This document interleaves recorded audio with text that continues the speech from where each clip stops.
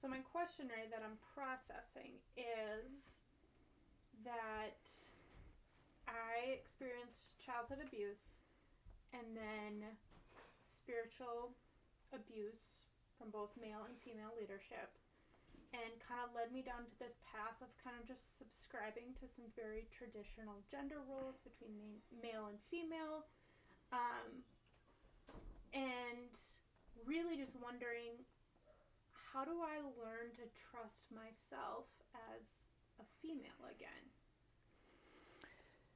So I happen to know the backstory, and it's a combination of different areas of abuse and different times in your life and what's going through. And I know that we haven't gone the depths of all those places yet, right? So we're talking a process that should only just kind of begun. I mean, it feels like you've gone through the process, but that wholeness is it's like Shrek, like ogres are like onions. They have layers. We have to peel those layers off.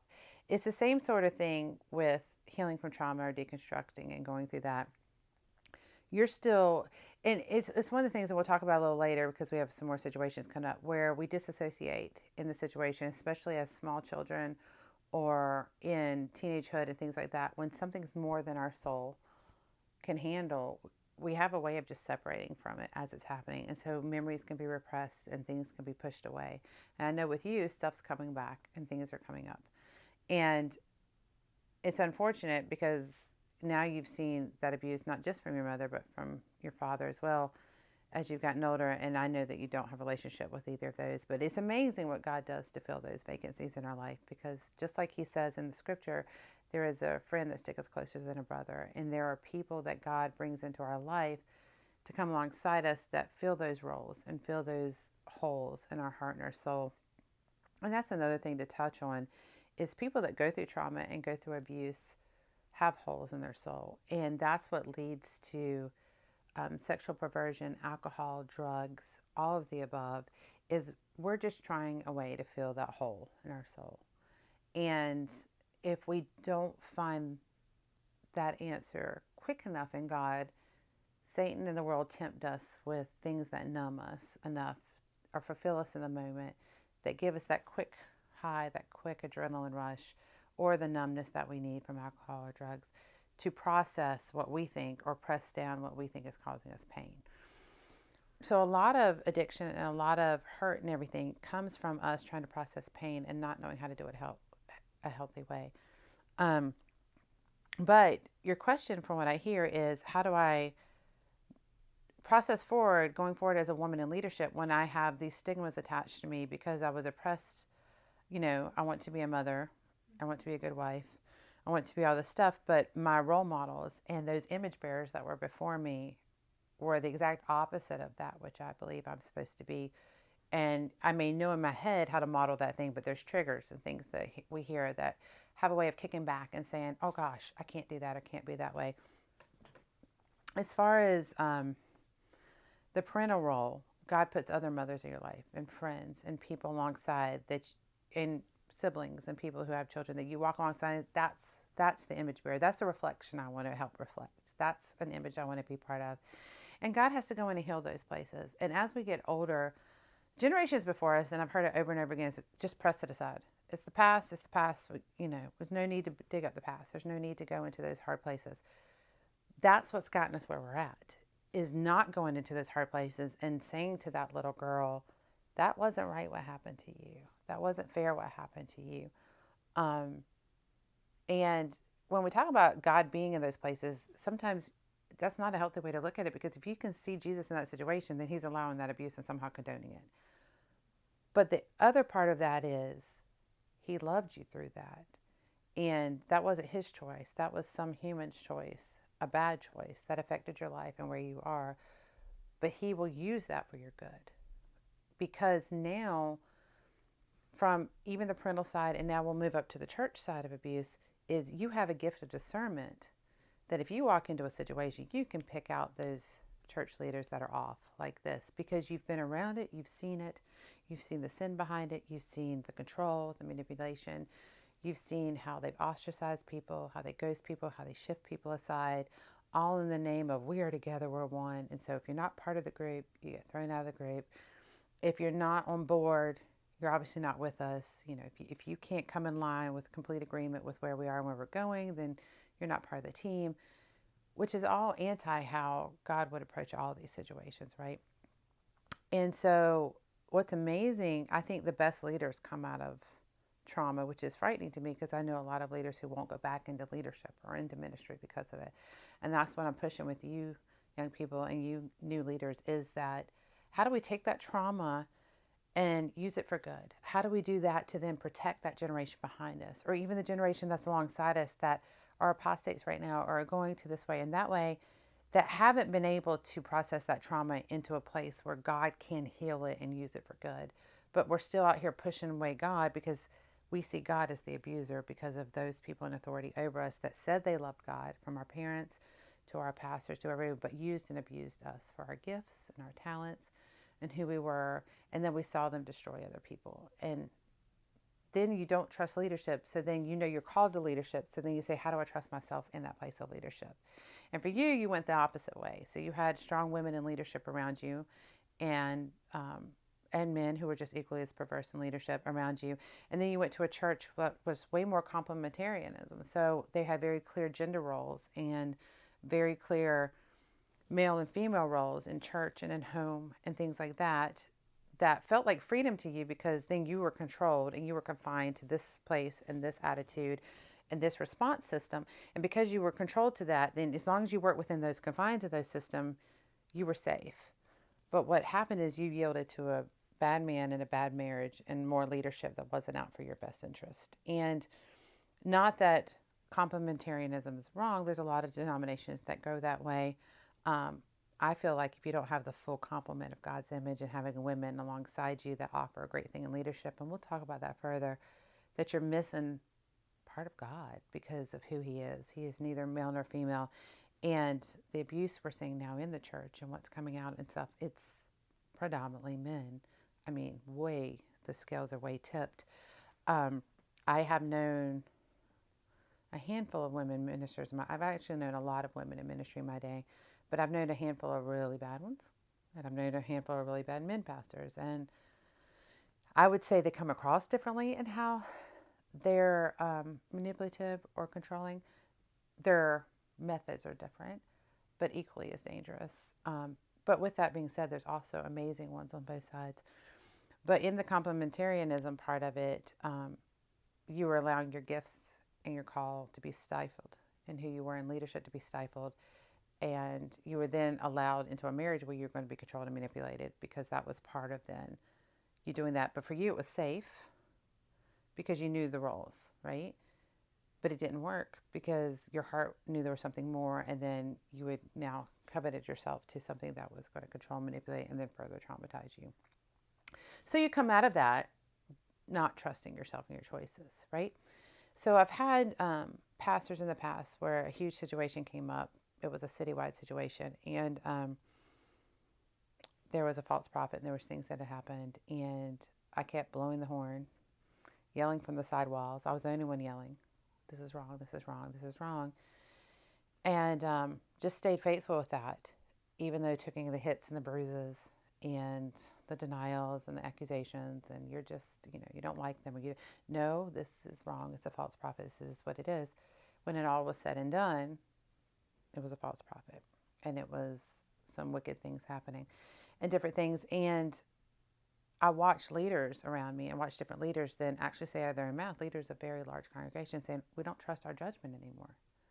So I think it's a natural thing in the fact if you've held to something so long and you're sticking with it, man, I'm riding this to the rim, and it falls out from underneath you, and you believed in your whole heart that's what it was, that you no longer trust your judgment in those areas.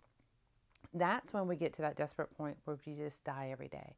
Father, I understand my humanity right now is fearful of choices. It's fearful for this. But if I every day go, I'm going to make a mess of this, Holy Spirit, I partner with you. Slowly in that partnership, you find where before you were trying to make it fit, or you were trying to make this make sense.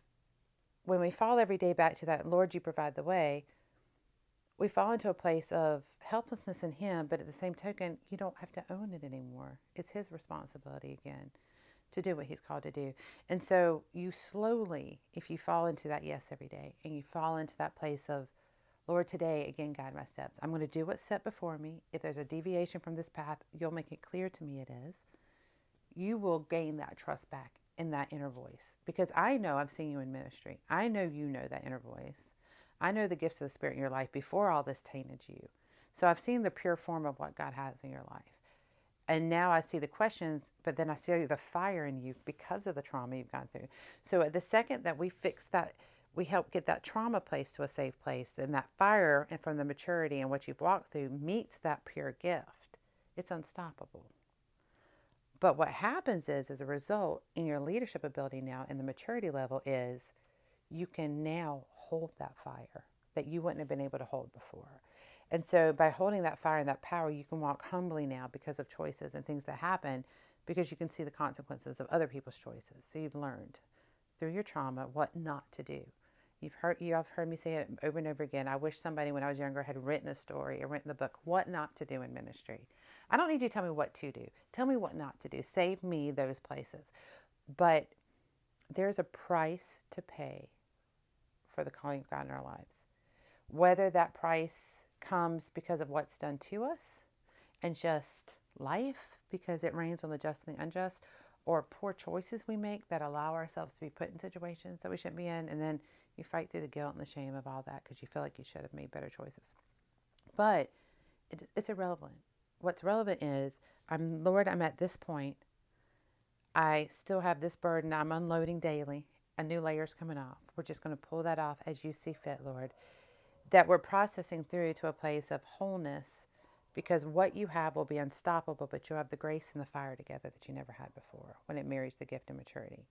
So whether you might not trust yourself in leadership, you've submitted yourself to people around you that see the gift in you, that know who you are, that know when you'll be ready, and that have already given you tasks and are already pushing you forward in ministry again. And as you've noticed, each one of those next step forwards unveils another layer in the back. But every time now that you take off a layer of that trauma and God shows you something new that you needed to deal with from that trauma, or that you didn't even remember from that trauma, it's easier to face each time. And now, I got a text from the other day when you went back and reclaimed something from your youth that was a joy to you. But because the people that took you to that joy was trauma, when you reclaimed it, it was pure joy for you again. So God is redeeming those instances and that trauma and those years. That's what he says. I will give back to you the years that the locusts stole from you. I will give that back to you. And so you're seeing that now. And so I see you now, you kind of want to run into each trauma event. Every time something trauma happens now, instead of coiling up and hiding away, you're like, how do I deal with it? Let me jump into it now. This hurts really bad. I'm just going to sit and cry all day and, watch a sad movie. I'm like, that's what you do. You deal with your soul. But you're finding in that soul healing, there's freedom, and you're feeling lighter than you've ever felt. And so it's a process. And we walk through the process. And where you may not trust your leadership calls, those around you do trust. And we know what to trust in you. And that makes you safer that you don't trust it right now, because you question and then you call on him. As long as you're leaning back on him and calling in him, you're going to be in a safe place. And that's what keeps the fear of the Lord in your life, is always having a little bit of that question back there just makes you second guess God and say, are you sure, Lord? And it's not you doubting him. It's you walking in the fear that you want to do what he wants you to do in holiness, and not just stepping out because it's something you desire to do. So how do you move forward? It's one day at a time, one layer at a time. And you've now turned the tables from hiding behind it to running towards it. And I'll just put this little key out there. It's very interesting that when David went towards Goliath, and I'll preach on this one day, he couldn't wear the armor that everyone else wore.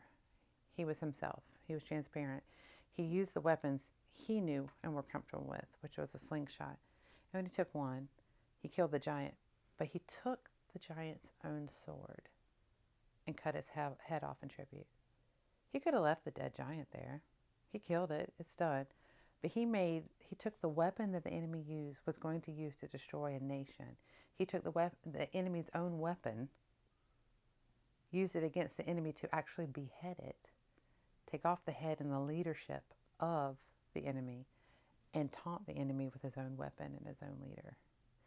So God is going to do in his restoration It's like what I was saying earlier, God just wants to show off. It's not even going to be about you tackling things and going for them. It's going to be such an annihilation of your past and the destruction that the enemy meant for good, that the Lord's just going to show off in you, in front of the enemy. See, what you meant for evil, I've turned into good. And you're going to watch God do things that you couldn't imagine he was going to do. But it's that everyday choice of just sitting it back and just saying, and there's days you can't move forward. My goal for you is that you just never go backwards. Some days moving forward, God is just standing your ground. Some days it's a pizza, a box of donuts, a good movie, and a blanket. Other days it's you walking out and the world attracted to you and needing from you and strangers walking up on the street. But we trust the Holy Spirit to make each of those available. And then you just need to listen to that part of your soul and not dismiss it anymore and keep going back to that's a part of what I'm called to tend to in my own life. So we just keep moving back and forth to that. And then one day we wake up and said, darn, I'm adulting. And I'm pushing way past middle age. And I still will text my husband every now and then late at night and say, do I still need to adult today? And, we all go back to those places where we just need a quiet, still place of calm, even leaders. So it's okay to take the time to do that.